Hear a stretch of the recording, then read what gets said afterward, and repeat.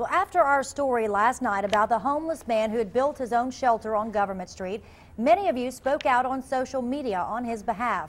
Today, NBC 33's Tim Sproles went back to find him, so many of you wanted to help and found evidence of your generosity instead.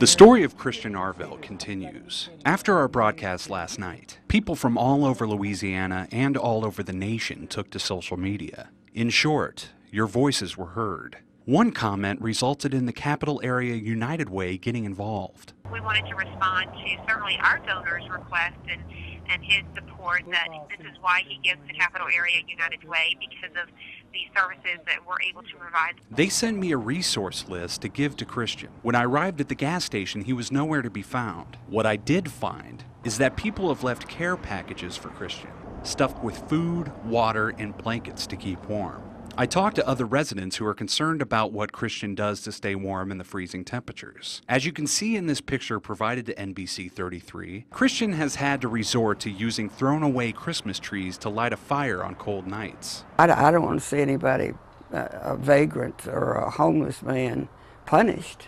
I want to see them find something that will put a roof over their head every now and then, so they don't have to do this. Bernard Terrace Civic Association is like the Homeowners Association for this area. They say that most of the concerns were never specifically about Christian. The problem stems from the actions of the property owner. Every time you talk to him, he says he's going to open back up again, although he did take up all the tanks. The building ought to be condemned. Capital Area United Way wants us to remember that there are a number of stories just like Christian's all over Baton Rouge. There are thousands of these kinds of stories. So what we do is we work very closely with our community, whatever the case may be, bringing all those people together to address these needs and get people on the road to success. As for Christian Arvell, I left him a note from all of us. In Baton Rouge, Tim Sproles, NBC 33 News. We did try to contact the owner of the gas station for comment, but our calls were not returned today.